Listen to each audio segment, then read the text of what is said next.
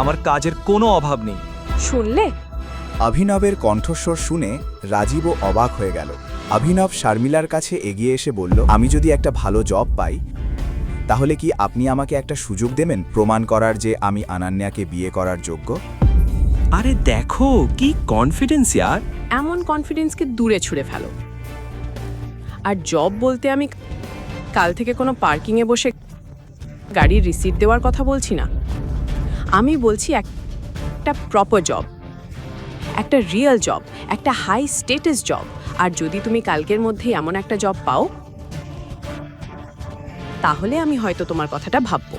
শার্মিলার মুখ থেকে এই কথা শুনে অভিনবের মুখে একটা বড় হাসি ফুটে উঠল। শার্মিলা জানতই না অভিনবকে বা তার পেছনে কে দাঁড়িয়ে আছে।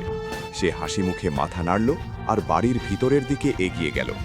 অনেক রাত হয়ে গিয়েছিল আর সে জানত এই সময় নিজের বাড়িতে যাওয়া সম্ভব নয়। সে ভাবল অনন্যার ঘরেই গিয়ে ঘুমাবে।